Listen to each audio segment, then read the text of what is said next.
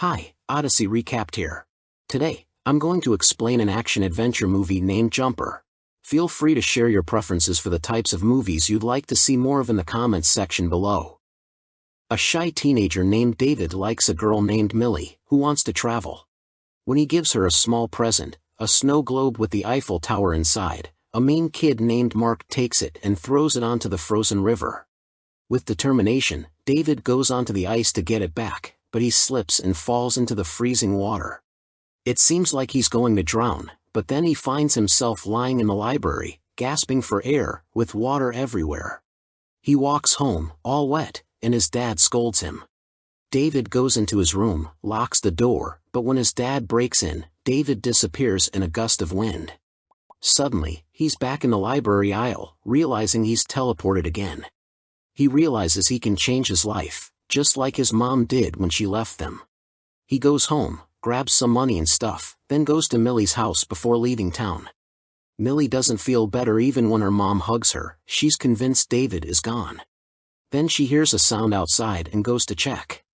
She finds the snow globe on the swing set, which tells her David is alive, but he doesn't answer when she calls for him. The following day, he takes a bus to the city and gets a cheap room. He practices teleporting in the park to get better at it. Then he checks out a bank and steals from it by teleporting right into the vault at night. He laughs when he sees his bag isn't big enough for all the money, so he teleports back to his hotel for another bag. He keeps doing this until his room is filled with money, and he lies on a bed of it. But then, a mysterious man named Roland shows up during the bank investigation, saying he's from the NSA. He seems oddly calm about the teleportation-based robbery. It's clear he knows about teleporting abilities and is part of a powerful group trying to catch this bank robber.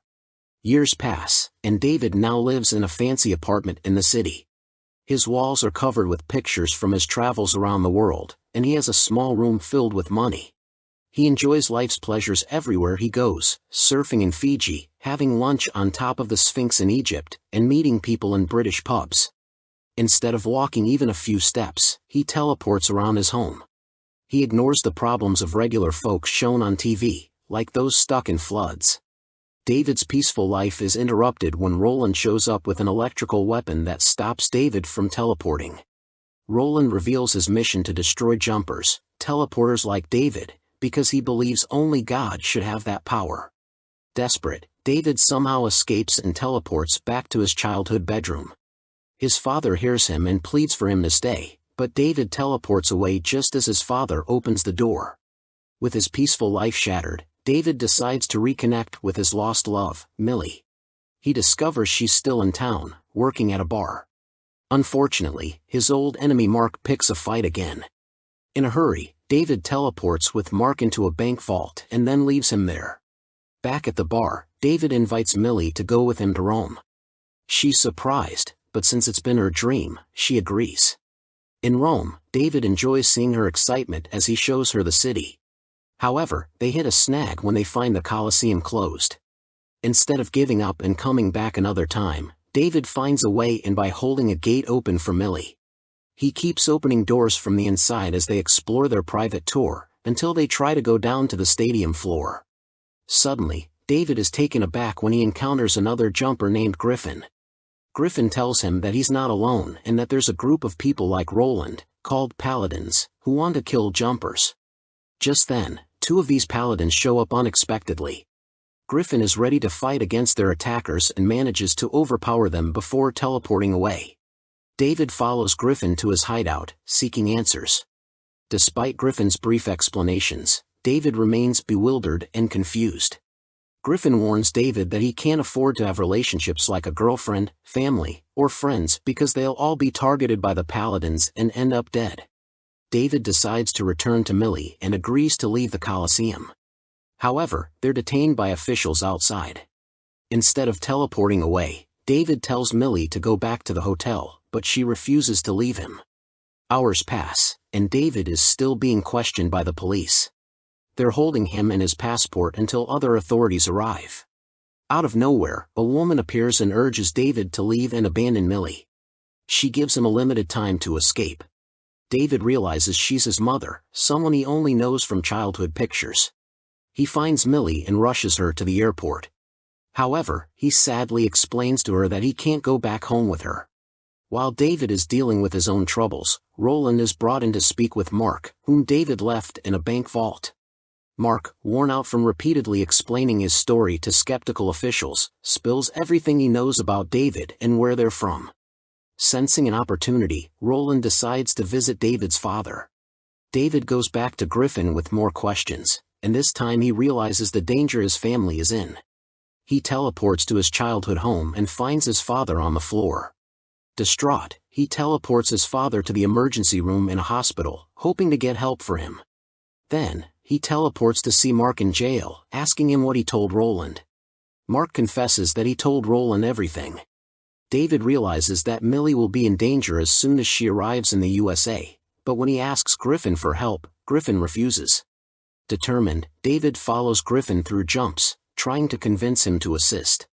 Griffin eventually relents, and they steal a car together. Griffin teleports the car through traffic as they travel.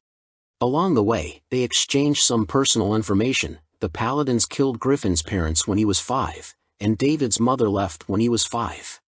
David asks Griffin about teleporting the car, and Griffin shares a story about a jumper who attempted to teleport a building and died in the process. Eventually, Griffin agrees to help David, but only for a limited engagement.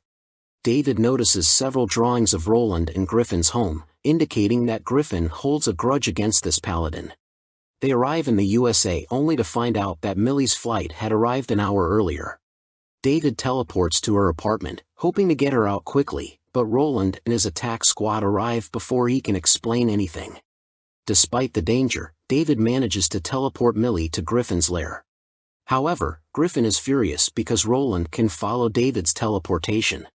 Griffin prepares to abandon his home, but when Roland appears, an epic battle ensues. During the battle, Griffin attempts to teleport a bus at Roland, but Roland dodges underneath it. Meanwhile, David gets trapped and immobilized in a corner of the room by Roland's electrical wiring, intending to dispose of him later. Millie, freeing David from his restraints, shows clear anger and fear towards the situation and David's strange power. She demands that he just take her home and leave her alone. However, she is soon captured and held hostage by Roland. Griffin devises a plan to take a bomb to Millie's apartment to kill Roland, but this would mean killing everyone else there, including Millie. David opposes this idea because he doesn't want innocent people to die. The two of them teleport around the world, grappling over the bomb and then the detonator. Their struggle leads them to fall from the Empire State Building and appear in a war zone. Eventually, David manages to trap Griffin in some fallen power lines, similar to Roland's traps, effectively neutralizing him. David returns to Millie's apartment, fully aware of the danger he's facing. The attackers use electric wires to tie him down, anchoring them to the walls. David instructs Millie to come close to him. Remembering Griffin's story, David doesn't attempt to move the entire building. Instead, he focuses on the parts connected to the anchor wires.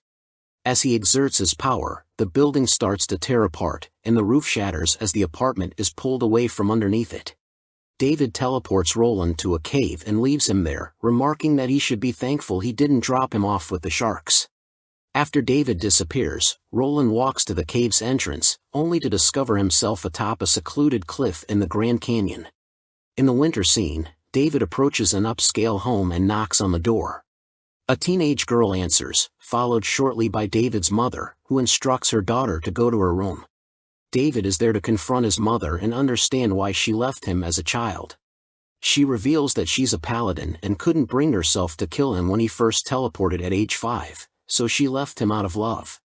David believes she should do more, but she explains that she is indeed doing more by giving him a head start right now. He realizes he won't get any further explanation from her. David exits the house, and Millie meets him outside.